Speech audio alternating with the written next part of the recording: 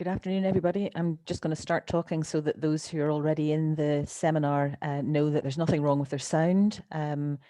We just haven't actually started yet as we wait for people to join us. So thanks very much for taking the time on a Friday afternoon, when I know that's not necessarily the most popular time for these things. So I'll just give folk a few minutes to get in before we get started properly.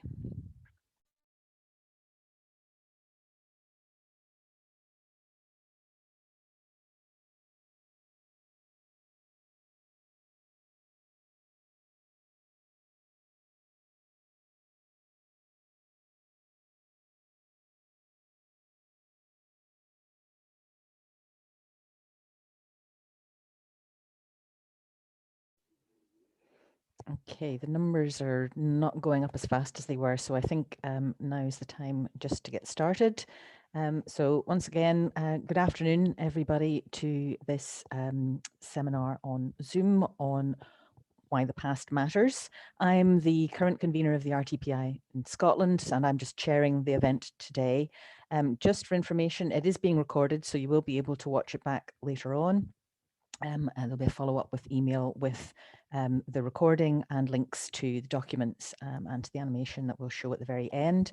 So we're going to have a presentation, first of all, from Dr. Rebecca Madgin on her report and her findings, and then we'll hear from our three speakers, Chris Miele from Montagu Evans, Elizabeth McCrone from Historic Environment Scotland, and Henrietta Billings from Save Britain's Heritage. So three very different perspectives, but with a remarkable amount of common ground.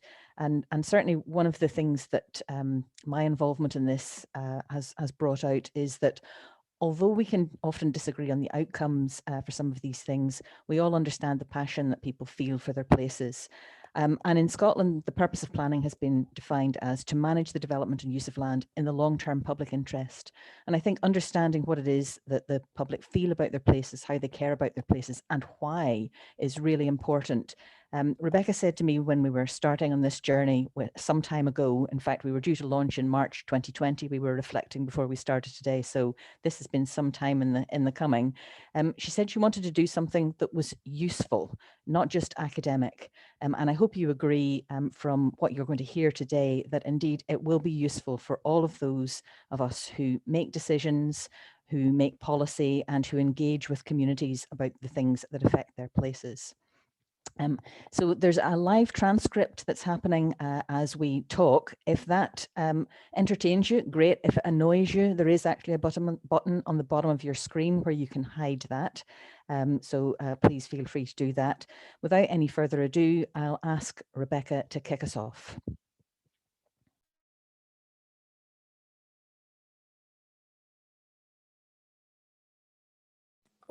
Thank you very much, Barbara.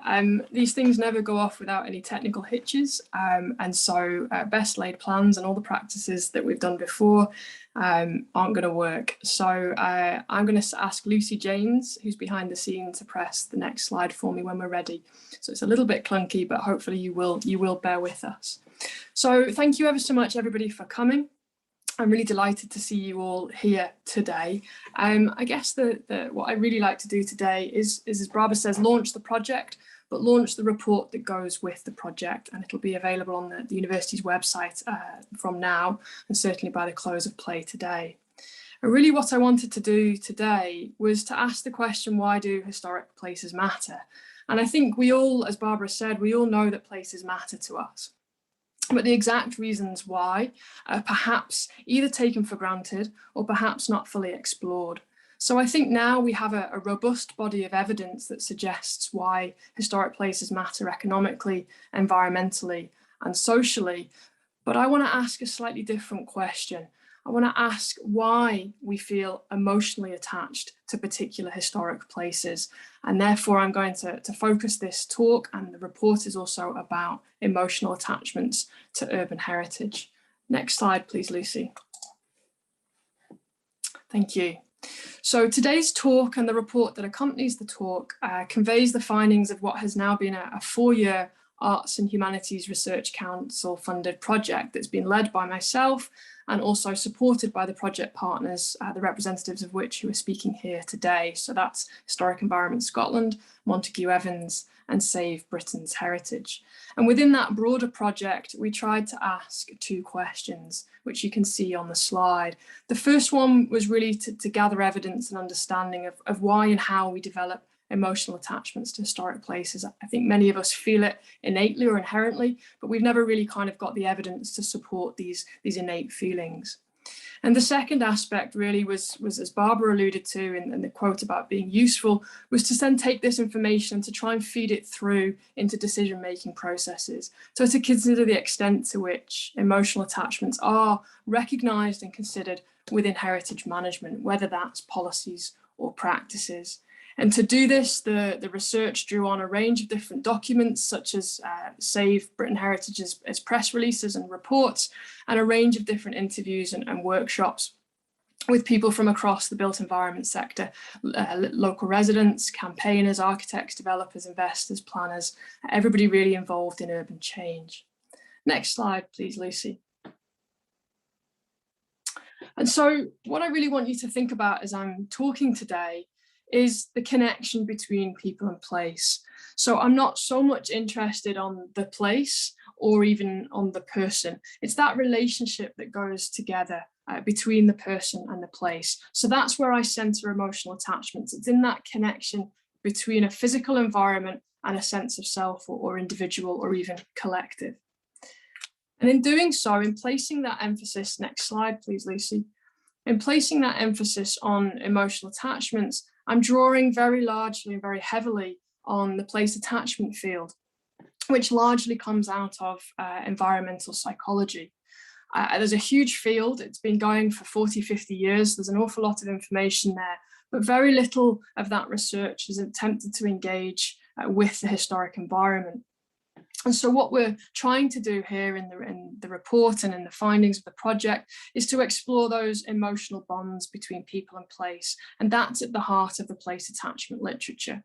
So if you think about place as both a geographic or a physical space, as well as being also an emotional reality. And so that's how we're framing place and place attachment today. Next slide, please, Lucy. Thank you. So as I said, the majority of the presentation is going to concentrate on 2 particular questions that have framed the research throughout. And these are the 2 questions that run through the report as well. And the first one is why and how do we develop those emotional attachments to historic places?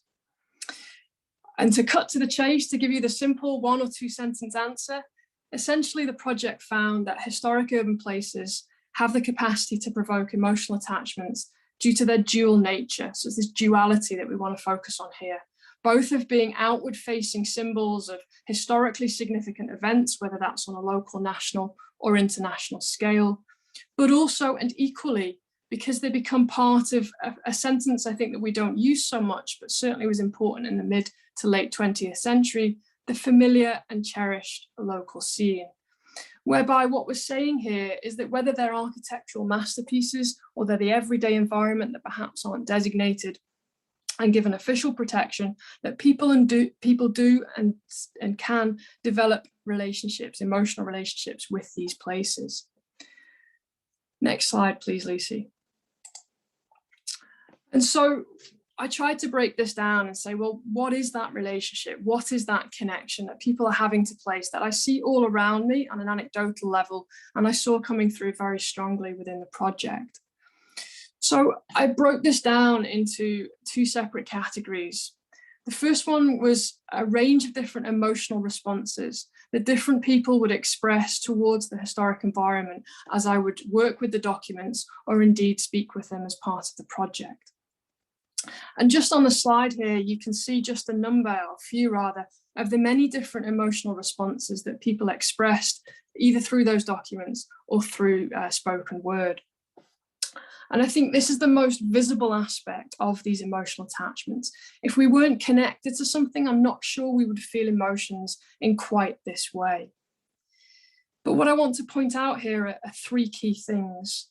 not just the number of emotions, but also the most recurrent emotions. And those are the ones that you can see slightly larger on the slide. And they include anger, joy, and pride, as well as sadness, fear, and a composite emotional response called wow, which was particularly relevant for the historic environment because it included things like aesthetic appreciation and admiration and adoration of the built environment. And there was a lot of that that came through. But these responses weren't static, they weren't fixed, and nor did people feel just one or two. In fact, these responses were often blended, so you could feel happy and sad almost at the same time.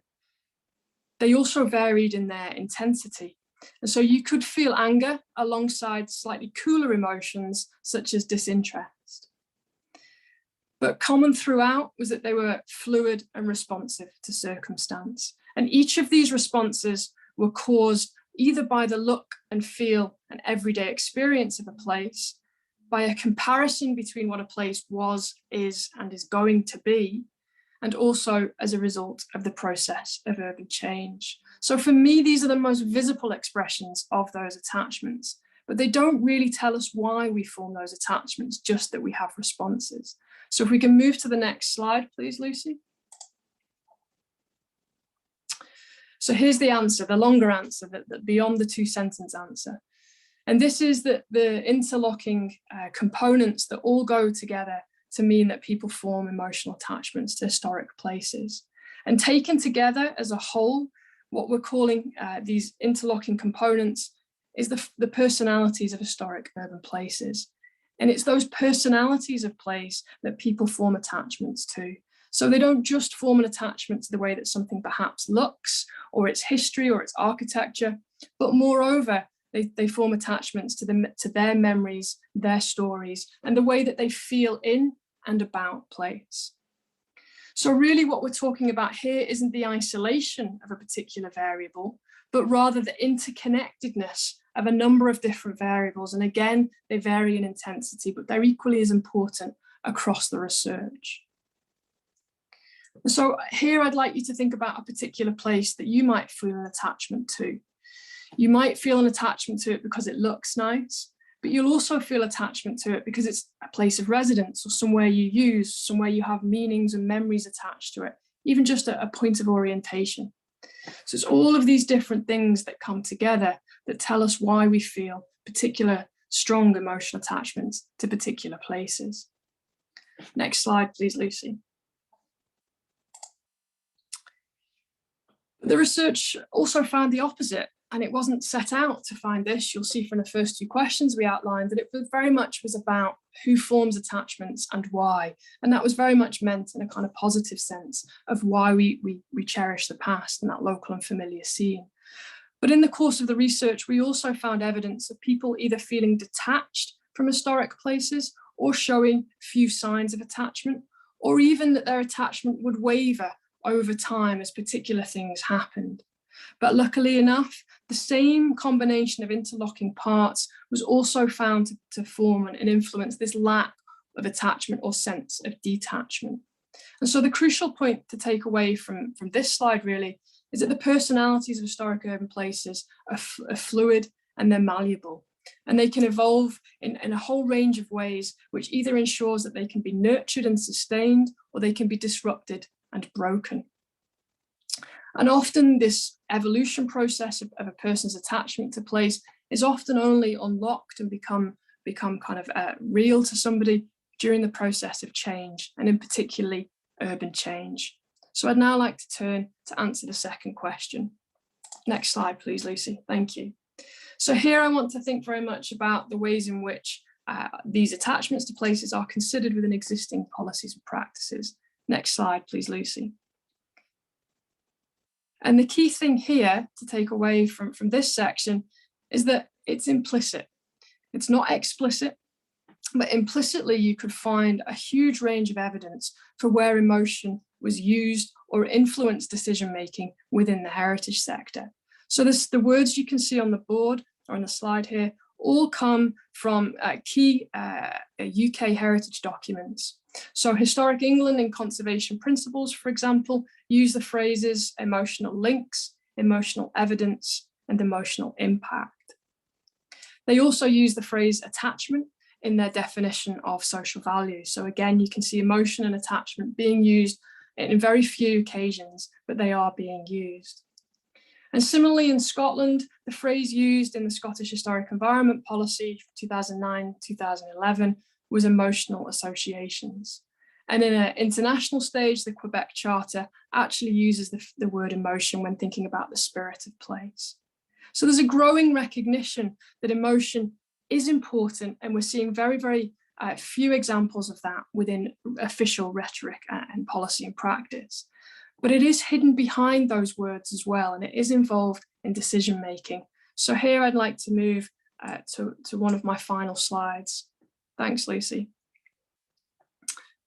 And so here is a much simplified, believe it or not, diagram of just some of the places where emotional responses and emotional attachments could be seen very vividly within the process of urban change. And so each of these stages involve thinking about, working with, and attracting people to historic places, as well as respecting existing communities that live and work and play within historic places.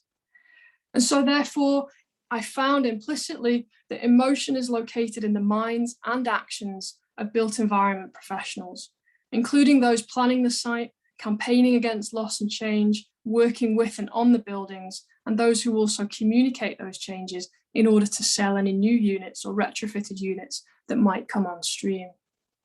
Emotion was also located within the everyday practices of local residents, as they both shaped and responded to the changes to their historic urban places. So the key point here again is to say that emotional responses and attachments are at times implicit, but a closer look shows that they become explicit during the process of change. And they're evident in a number of different projects, as well as throughout the development process. And also they're evident across a range of different kinds of communities, which we're going to now call emotional communities. So Lucy, next slide, please. So I want to finish really on the people. I've talked a lot about place and a lot about process so far, but now I want to finish on people. And to do so, I'd like to use this phrase emotional communities. It's been used a lot in academic circles, particularly by Barbara Rosenwein. But really this concept helps us to understand who's responding emotionally and who's forming emotional attachments to historic places. And I found in the research that there were 5 different types of emotional communities. Those of practice, perhaps built environment professionals who were actively shaping and changing place.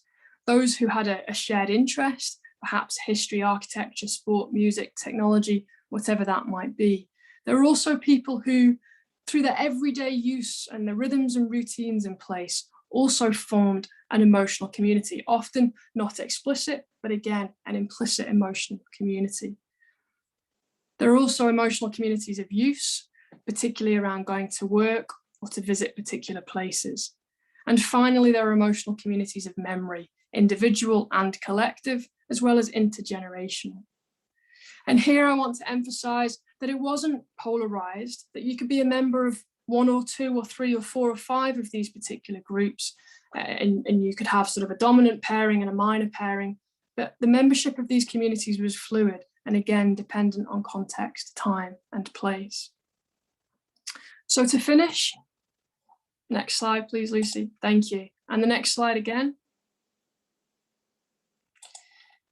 I posed a question at the start that said, we have a lot of evidence as to why historic places matter economically, environmentally, and socially. I hope what you've now heard today is a little snippet of the report of the larger project that now explains why places matter emotionally, and that we can see why they matter emotionally if we look at people's responses, we look at people's attachments, and we also look at those people who are forming those emotional communities. So I'd like to move to the next slide and say thank you very much for listening. Thank you very much for your time. I'm happy to take questions after the project partners have responded. Thank you. Thanks, Rebecca. We're going to hear from each of the project partners in turn, as I highlighted at the beginning, and there'll be time for Q&A at the end. But in the meantime, if you've got questions, do use the Q&A function. If you've got one for a particular speaker, then if you could make that clear in your question, and please try and make them slightly brief, because it makes it easier for us to get through them. If it's an essay, I'll summarize and I may miss the point you're trying to make. So first up, we have Chris Miele from Montagu Evans. Chris. Thank you very much, Barbara. I'd just like to say, as one of the senior partners at Montagu Evans, we're property consultants, that we are very pleased to help sponsor the application for funding and Rebecca's subsequent research, and thank her too for the time she spent in our office. Our planning team learned a lot over coffee and she delivered seminars.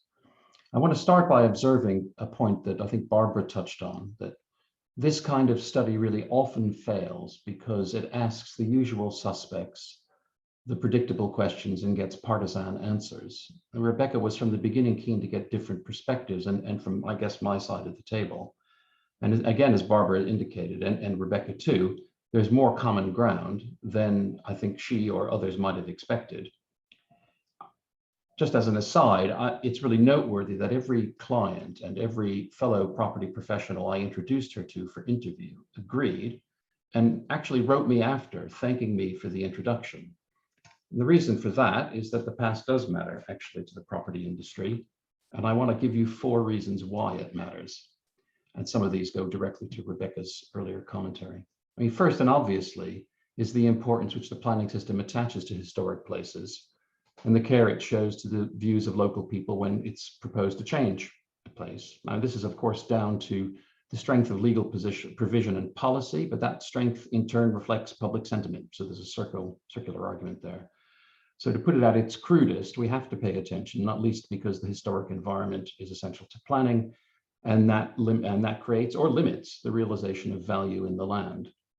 Taking time to understand the feelings that people have when their cherished and familiar local scene changes can be used to ease a scheme through planning, and let's also realize, enrich its content.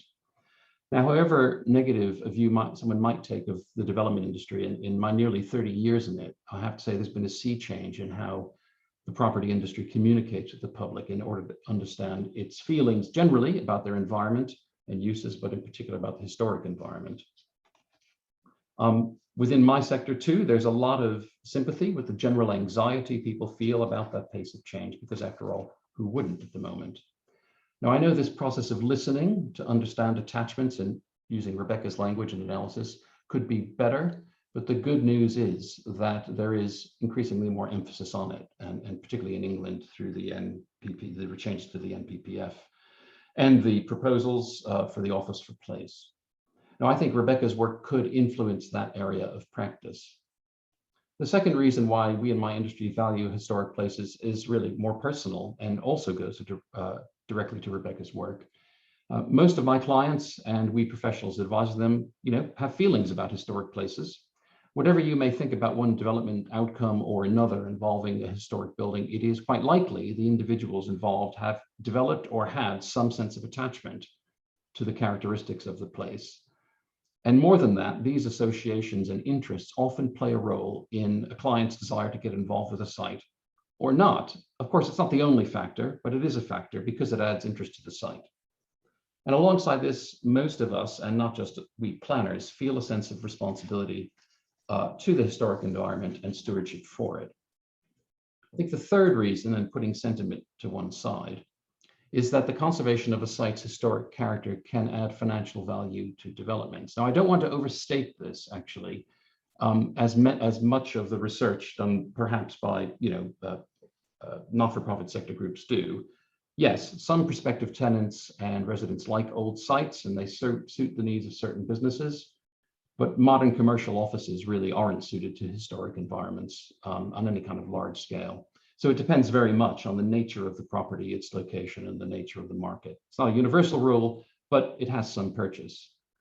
I think just reflecting generally, it's very easy to take for granted the consensus that's established around all this. But as a matter of fact, our system has evolved to the point where we just assume that the obvious historic characteristics of a site will be retained, at least at the start, or tested.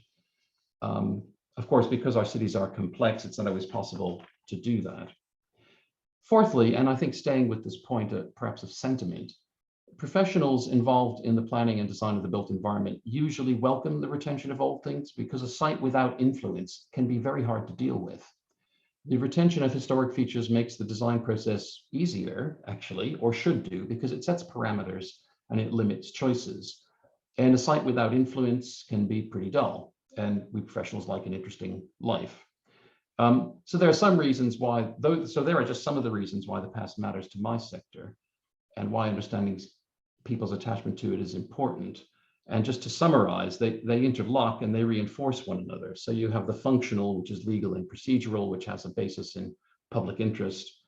You have personal associations and shared interests around value, which can sometimes feed into financial value. And then, of course, you have the interest in sites, which very often brings the best out in professionals because these sites are challenging. Now, I have to say, to draw all this together with a few conclusions, maybe tending in the opposite direction, just for balance. And particularly because I know I could be criticized perhaps for being a bit of a Pollyanna on this point, that, the world I'm describing is probably the best of all possible worlds, isn't it, Candide? Well, I can't make any apologies for that. I believe in my profession as a planner.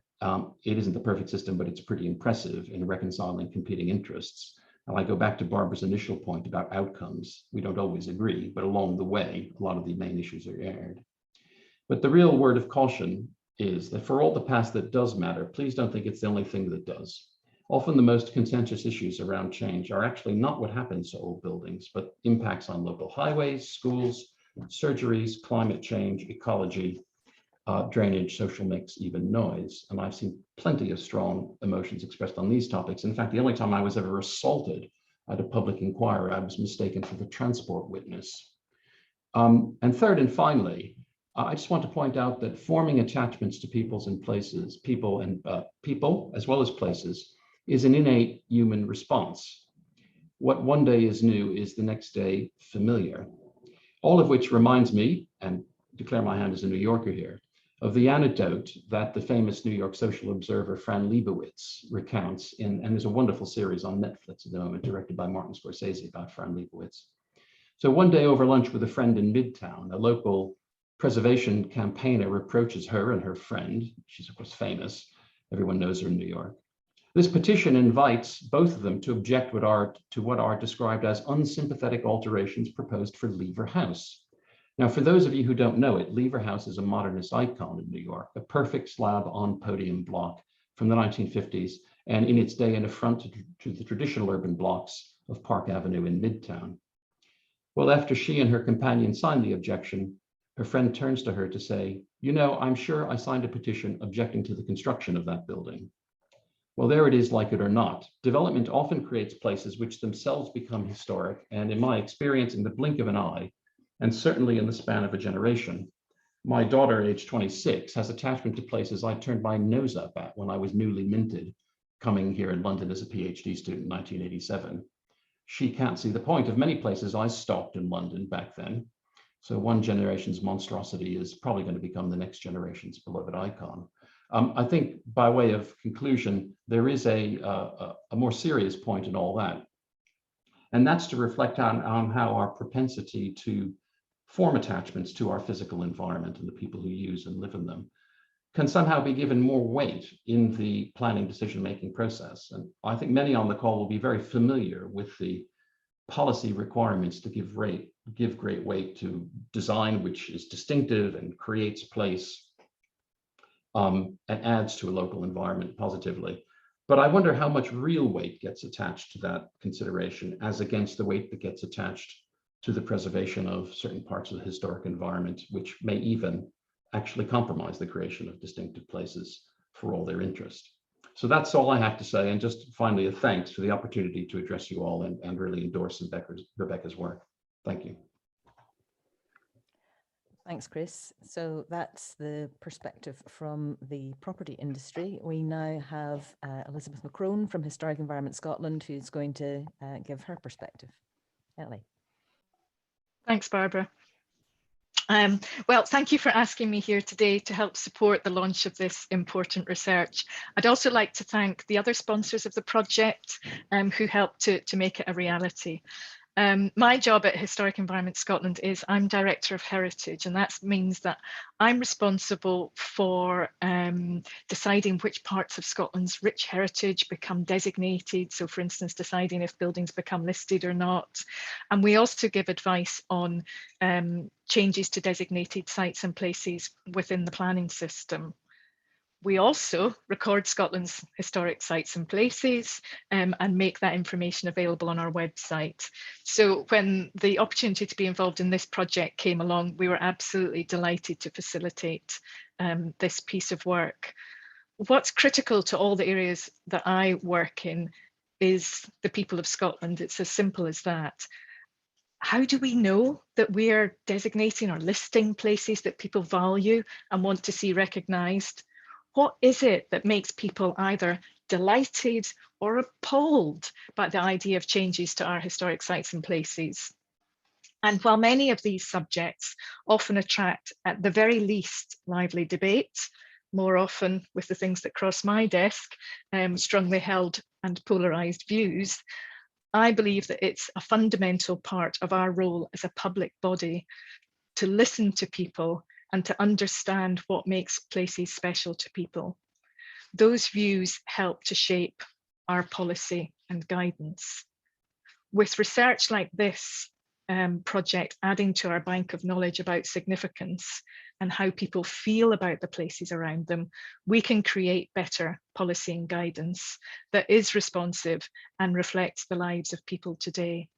So I'd like to say congratulations to Rebecca, well done, and congratulations to everyone else who worked on this project. And I'm really looking forward to seeing how it's used now in the future. So thank you. Thanks, Ellie. And finally, we have Henrietta Billings from Save Britain's Heritage. Henrietta. Thank you very much. I hope everyone can hear me okay. Good afternoon, and thank you very much indeed for inviting me to speak at today's event. It's been a real pleasure taking part in this research, and particularly to provide Dr. Rebecca Madgin with access to our archive. It now is full of literally vintage Save reports and press releases, and dating back to the 1970s. And I know that Rebecca's used a lot of this for her primary research. You can actually see some of them, a small selection that we use actually quite a lot in our everyday research now for our projects and campaigns here behind me in the office. But I wanted to share with you a couple. I will just actually, this is a couple of slides of covers of the reports, which I particularly like. City Centre Carve Up from 1982, and this Cutting the Heart Out of Derby, a report that we did particularly stood out to me, as we even printed it all in pink. And if that's not designed to pull at your heartstrings, I don't know what is.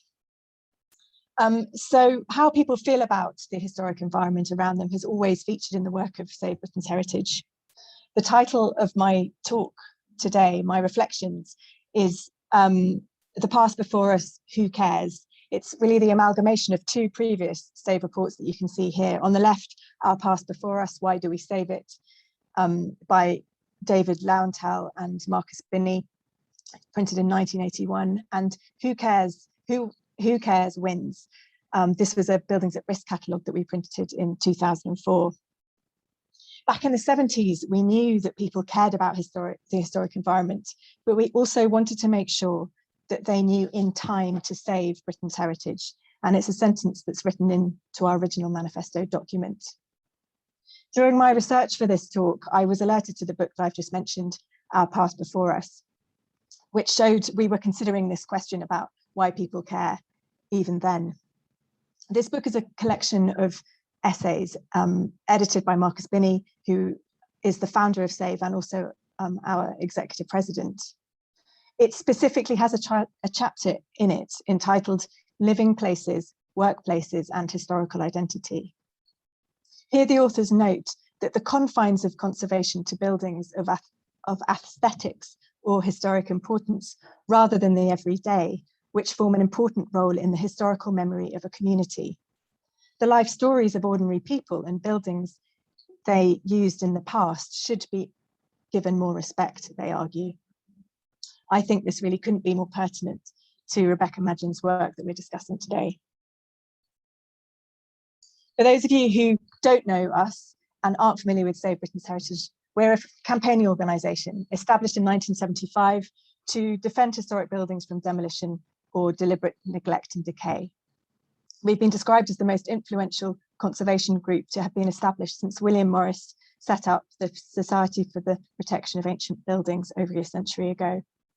SAVE was created in 1975, the year of European architectural heritage, and it was set up by a group of journalists, planners, architects, and historians to campaign for endangered historic buildings. Through press releases, reports, books, and exhibitions, we've championed the cause of decaying country houses, redundant churches and chapels, disused mills, warehouses, blighted streets and neighbourhoods, cottages and town halls, railway stations, hospitals, military buildings, and asylums. From the start, we've always placed a special emphasis on the possibilities of alternative uses for historic buildings, and for major campaigns, we work with investors, engineers, and architects on alternative schemes. This makes us stand out from other organisations in our field, where we have the resources, and when we have legal advice, we also take legal action and take part in public inquiries to stop demolition and unnecessary loss. The phenomenal success of TV series like BBC's Restoration Programme, or George Clarke's Restoration Man, or David Olusoga's A House Through Time, really demonstrate what SAVE has always believed, and indeed known to be true, that there are hundreds and thousands of people who care passionately about historic buildings and find their neglect and decay an agonising and often outrageous sight. Old buildings have long exercised a place in people's minds akin to buried treasure. Most of us, of course, are highly unlikely to find that stash of Roman coins or a Viking necklace, even if we knew where to look. But we can feel the thrill of discovery at a forgotten or forlorn building, begging for tender loving care. What appealed to me about Rebecca Madgin's work is that about 95% of the cases that come across our desks at SAVE, unsolicited from the public, are triggered by an emotional response from people to buildings or places under threat. Quite a lot of the cases come from our own research and networking too. These are buildings that people read about in the paper, walk past in the street, or stumble across through social media. While fabric and history play their part, the majority of cases that come to us are from local neighbourhoods in towns and cities. People's experiences of these buildings are mainly personal. They're where they went to school, visited on holiday, where their grandparents worked, where they were born. These places are about people's memories, use, local legends sometimes handed down through generations, and they're also about personal experience. The trauma of losing these landmarks through demolition or decay is very deeply felt. And I wanted to share with you a couple of recent and current campaigns that we're working on at the moment to give you an example of the types of buildings that people bring to us. So this is Minleigh Manor Farm in Hampshire, built in 1896. It's unlisted and under threat from a Ministry of Defence application to demolish. This was brought to our attention by local people who walked past this building, which is off the beaten track, overlooking an absolutely stunning view of countryside. But people who were walking on their daily walks noticed this building over many years gradually deteriorating, and came to us to ask for help. Someone even last week heard about the campaign and wrote to us saying that they actually lived in these buildings in the 1980s and wanted to do anything that was needed to help. They felt so strongly and so warmly towards these buildings. Another example is the Old School in Galway in Herefordshire, built in 1877. This is an unlisted building that was saved from demolition via permitted development rights application. And here we had a really active local group who felt passionately about this building, came to us for advice and and different ways to raise the profile of their campaign. But it was a great successful outcome to a really hard fought campaign. And I also wanted to share with you the co-sort buildings in Grimsby. These are buildings hugely important to the history of Grimsby docks, once the most important and busiest docks in the world. This was a street of buildings from the late 19th to the mid 20th century. They were once busy with banks, warehouses, offices, post offices, cafes, different uses, and have been neglected by their owners for a long time. This was an application that ended up unfortunately being lost. It was a big campaign for save, and we took legal action, but were not successful. But we were really struck by the people who came forward to support us in this campaign. And this was both people who worked, whose family had worked in these buildings and worked on the docks, but also people who had very strong memories of a different life in Grimsby when the town had been more prosperous and when the docks were at the heart of its industrial activity. Cases tend to come across our desks as a result of urban change or dereliction and decay. And in particular, in England, people invariably come to us because they feel unheard and let down by a planning system which continues to suffer from underfunding and de-skilling. There's a feeling of powerlessness when faced with the might of developers or building owners, sometimes working hand in hand with councils who are the developer and the decision maker. There's a perception of David and Goliath and of standing up for the underdog, a feeling of professional planners and financial weight versus voluntary community groups. People come to us because they feel they must do something. We respond to these appeals with letters, campaigns, and press releases, and, as I said before, alternative schemes. I've included this scheme, this image, as an example of one of our alternative schemes. It's done by John Burrell, the architect from Burrell Foley Fisher. And it's a simple and very beautiful drawing of 4 houses next to Somerset House in Covent Garden in central London. It shows how these 4 buildings, which were scheduled to be demolished by King's College London and were in a very dilapidated state. It shows, this picture is designed to show them brought back to life with cafe and retail uses on the ground floor, and then offices and other uses in the floors above. And this image was actually the spur for our campaign to save them from demolition that attracted in the end thousands of signatures to a petition, which resulted in the planning application being withdrawn. Incidentally, the pedestrianisation that you see in the foreground here was championed by us when this campaign was running in 2017. And I'm very pleased to say that as we speak, those pedestrianisation works are being implemented by Westminster City Council. Our alternative schemes are intended to inspire a sense of what these places could be like in the future, a sense of pride and hope and also imagination. They are emotive and they're deliberately emotive.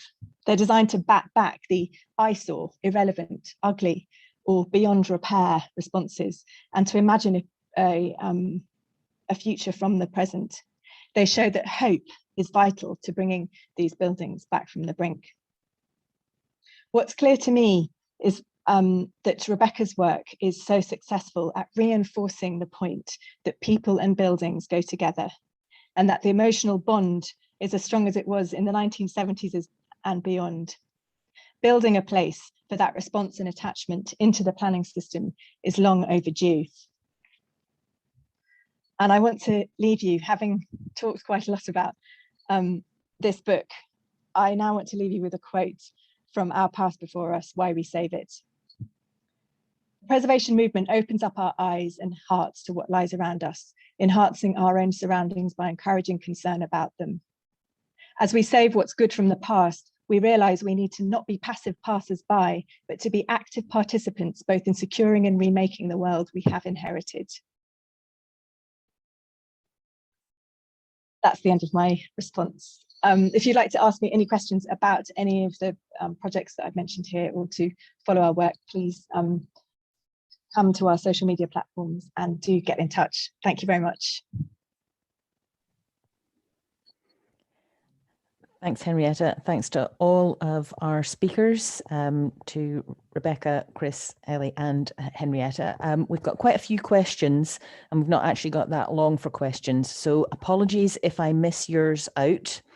But I'm going to start with one we've got from John Duffy around modernism and how that's now viewed as a historic style. We don't just want to save the Victorian. And wondering from any of the speakers, do you detect a difference between the attachment to modern and pre-modern places? Maybe Chris, if that's something that you could address from the development industry, if you see that any appreciable difference between how people view the modern and the pre-modern. I think I think if anything, I've noticed stronger emotional responses to some of those buildings than to the more I just call them ordinary, without meaning to disparage them, kinds of townscape that Henrietta was illustrating in the Strand scheme. That might be because of the sense of living memory associated with either their parents or themselves, depending on their age. So yeah, I mean, the irony is that they can often be quite challenging to reuse, as we know, just by nature of their materials and plan form and so forth. But yeah, that's a good question. I do detect that. And Elizabeth, what about from a designator's point of view? Because obviously you look at all eras for designation. Do you see a different emotional response? Definitely. And I suppose in an ideal world, I'd wish that there wasn't such a different emotional response. And I think it actually depends a lot, interestingly, on who you talk to and perhaps how old they are.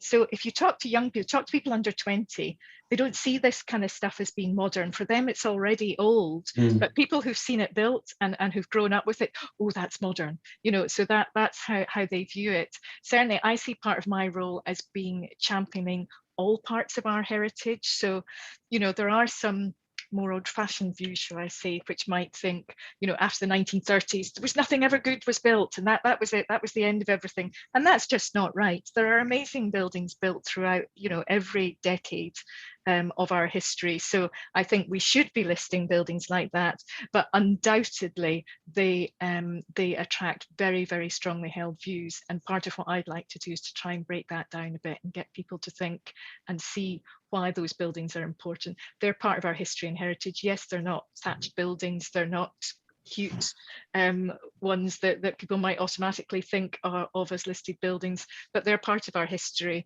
and our heritage. And it's also very easy to see the past with rose-tinted glasses and to think that everything was wonderful, you know, say in the 1950s, but it wasn't always wonderful. Some housing was terrible. Some housing was failing, you know, so we had to build other things and build new things and use different materials and all the rest of it. So I think it's important, and I hope that people will embrace that part of our heritage more in the future. Henrietta, do you get people coming forward looking to save more modern buildings now as well? Yeah, absolutely. And I just wanted also to make a point about perception, because I think what's really interesting about more modern buildings that we don't get this perspective so much on older buildings is the change in generations, actually, that Elizabeth is also alluding to, the change in perception of these buildings. You have, for example, like huge heritage icons, let's call them that, in London, like the St Pancras Hotel above King's Cross Station. Once, you know, in the 1960s, there were MPs in the House of Commons calling for it to be demolished. Now it's restored, meticulously restored, and no one would ever dream of knocking it down. It's the same with the Midland Hotel in Morecambe in Lancashire. Once, you know, a total eyesore in many people's eyes. It was surrounded by barbed wire and boarded up hoardings. People were waiting for it to be demolished so that the area could improve. But now, you look at it now, it's a restored hotel, initially by Urban Splash, an absolutely fantastic development with it, that has brought so much character and identity, as well as prosperity and economic development to the town. So I think when we're talking about modern buildings, what's really important to remember is that opinions do change. And that's why we should not set our opinions about the architectural merits either in stone or concrete. you'll excuse it to use a pun. But it's a fascinating topic, and really important that we remain as open-minded as possible to the emerging research that's coming forward and the way that our appreciation as a society and over time is changing. Thanks for that, everybody. Just one for you, Rebecca, just based on what we've all been talking about people reacting to things, and just maybe a little more on the level of community engagement and talking to, dare I say it, real people. Were you involved in this project? Yeah, so there was a range of different people involved. So there was a range of different residents living in conservation areas across Scotland. There was a range of people who were involved in campaigns, some of which, you know, Henrietta's talked about. And then there was obviously people who were involved in delivering change, the property professionals that Chris alluded to as well. So there was a range of different voices, and the project was deliberately set up to think about bringing these different voices together and to try to see where attachments lay and if they differed between each other. And my sense of it was very difficult to split people into boxes and just to put them into a box and say, well, they feel like this because they're a resident, or they feel like this because they're a professional architect. Actually, what seemed to happen is that the blur between the personal and the professional came through quite obviously, not just in terms of the built environment professionals as in their personal lives, but also people who had other professions who were thinking about perhaps the way that their profession, whether they worked in a particular environment, then had a sense of their attachment to that as well. So there was a whole range of different people involved, and very deliberately. And I think that, you know, what's been surprising to me has been the shared sense of emotional communities that's come through that, and that wasn't what I was expecting, and wasn't perhaps the rhetoric that's in the news. And you alluded in what you were talking to things changing over time. So we've a question from Ewan Leach asking about, we've obviously had the Black Lives Matter campaigns in recent times, and when links with slavery are emerging through different buildings, do you think that's going to change people's emotional responses to particular properties? Do you want me to go first on that one? Absolutely. Okay, so the bulk of the research was carried out just before Black Lives Matter, and I think if that hadn't been the case, I would have had a very different set of findings. So I think that's an important point to note there. But yes, as Henrietta said, emotional responses change over time and attachments change over time. There are lots of decisions that we've made about the marketing of particular places that perhaps we wouldn't make today. And I think that this sort of take-home message from me from the project really is that it doesn't really matter what that response is, whether it's conventionally positive or conventionally negative, or whether there's a strong or weak attachment, is that it doesn't matter what it is, that we should still be cognizant of it when we're thinking about changing places. And so for me, that's the message. It almost doesn't matter what kind of building it is, whether it's a modernist building or what period it's from or whatever it might be, but actually that within the process of change that there is genuine understanding of those emotional responses and attachments and emotional communities that form themselves around particular historic urban places. And I'll open it up to anybody else who wants to comment on that. I wonder about the you know, from the property industry's perspective, whether that does actually change your approach on sites. Well, I mean, I'll just give you one example, which is kind of interesting, that I'm working on a big site in Lewisham at the moment, which has got an address in, is it Plassey Drive? And when we did a little bit of digging about the Battle of Plassey during the 7 Years' War in the mid-18th century, it was pretty clear we had to change the address of the development because it's not very enlightening. And I think we are sensitive to it. Very, very sensitive to it. I mean, not least because even within our sector, which is kind of a holdout in terms of diversity, well, maybe not any worse than any others, perfectly honest, but you know, certainly our intake cohorts and change has been marked gender and ethnic diversity increase in our organization, and that's probably true. It's quite true in ours. It's probably true in others too. And for example, more clients of mine come from Asian or Black communities now than ever came in 10 years ago, for the sake of argument. I think we are really sensitive to it. I think particularly when we're doing developments in areas that like Lewisham, which are ethnically diverse. But But the question is a really interesting one, and I'll throw it out there. I mean, Rebecca's work has talked about emotions, and that's quite right. But we all on this call, I'm sure, know that the history of the preservation movement, which is my sort of special subject, has been loaded with political considerations, since it started at the time of the French Revolution, when it was a sort of Tory undertaking, for want of a better word. Morris flipped it into a kind of communist undertaking.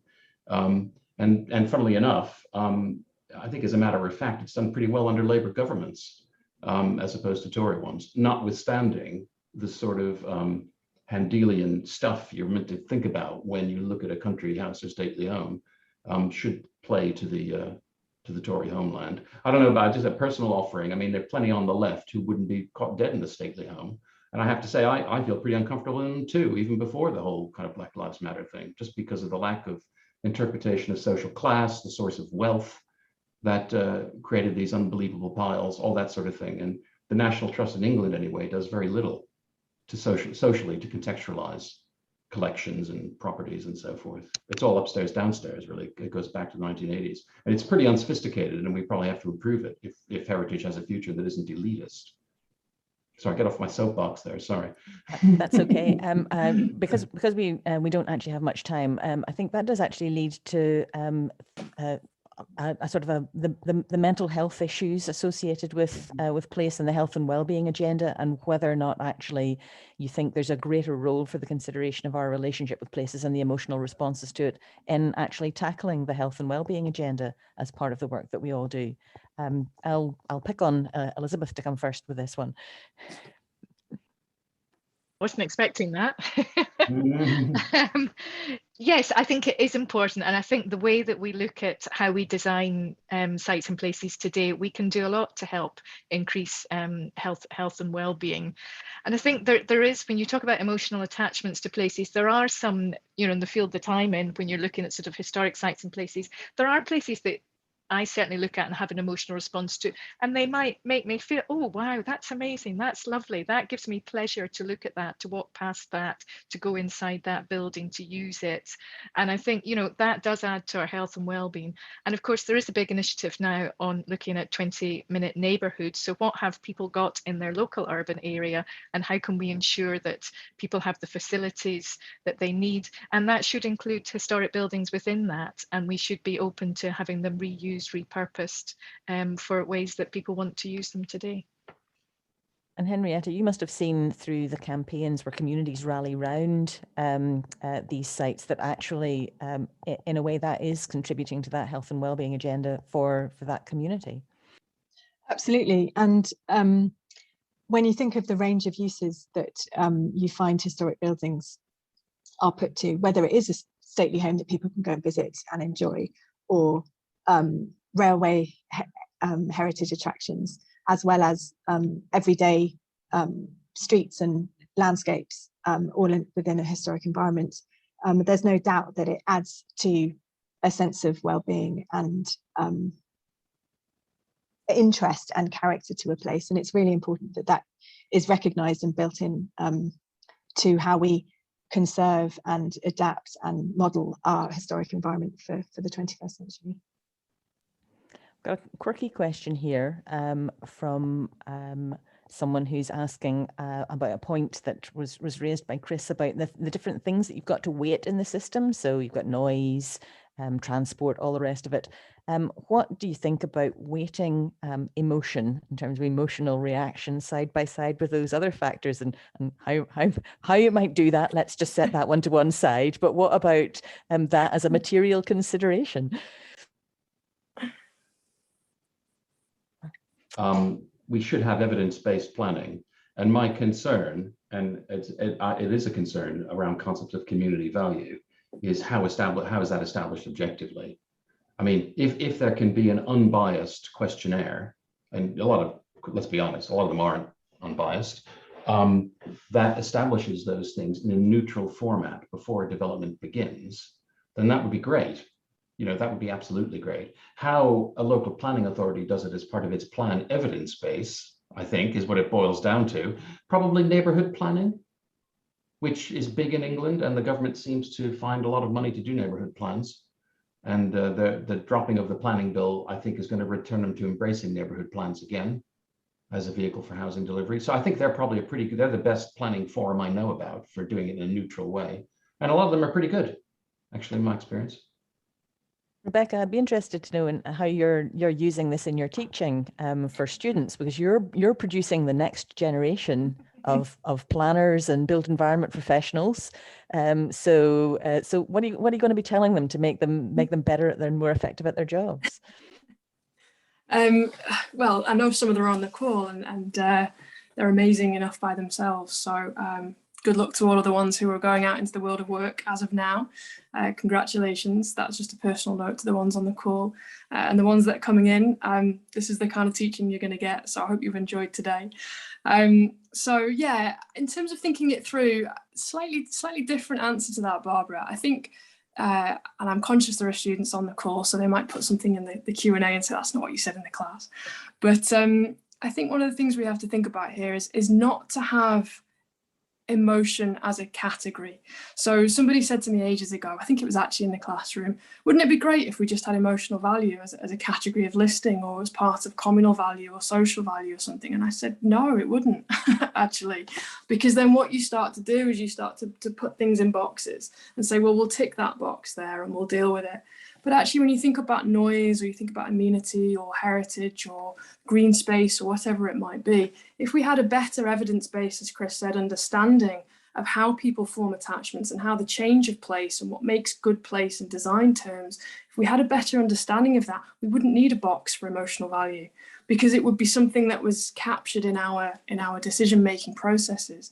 So in the courses that I teach at Glasgow, we talk about things like local place plans and the way in which they might have something similar to what Chris has suggested in England neighbourhood plans, to sort of front load it and to get your kind of feelings and lived experiences into the system early enough so that it's upstream and it's not in this sort of sense of there's a threat, we're going to lose it, then respond, so that you can bring it in earlier into the system. So that would be my kind of way forward, I think, and I hope that was okay. No, that was great. I think that's a really good point to end the discussion. Many apologies. I highlighted to folk earlier on that I wouldn't be able to get through the questions because of the time that we had available. But thanks again to all of our speakers, to Dr. Rebecca Madgin for a fantastic piece of work. I would commend the report. It's actually not that long. It's an easy and entertaining read. So don't be put off by the fact that it's an academic report. It's really, really good. And thanks to our speakers, to Chris, Elizabeth and Henrietta. And thanks to Lucy behind the scenes, who kept everything going and who's kept us on track and on time and up to speed with everything. She'll be in touch with all of our participants around the material that's available, the video that you can watch. And we're now going to hand over to Rebecca for the not quite world premiere, but certainly its first major public viewing of an animation that was produced to try and explain these concepts, which is a fantastic little thing, really creative, and something that I hope you will share with others once you're off the call. Rebecca. Thanks very much, Barbara. And yeah, thank you, Barbara. I just wanted to extend my thanks to Barbara and to all the speakers as well, not just for speaking today, but for being fantastic project partners and working with me on this, and also making me think differently. And I really massively appreciate you for everything you've done in the help and support and advice for the project. And a massive thank you as well, just to reiterate what Barbara said, to Lucy. Lucy, this event couldn't have happened without you, and so thank you so much for all that you've done. I know your screen's not on, so I won't embarrass you by asking you to put it on, but a huge thank you from all of us, and especially from me, from everything you've done on this project. And so on that note, I also want to say thank you very much to all the audience for coming along and for putting in the questions. Thank you so much, and I hope that you'll finish off with us playing out the animation of why people form emotional attachments to historic urban places. It's because of the personalities of historic urban places. So I hope you enjoy the last 60 minutes, and I also hope you enjoy that as you go into the weekends as well. Thank you very much, everyone, and goodbye. Lucy, hit play, I think, if you can.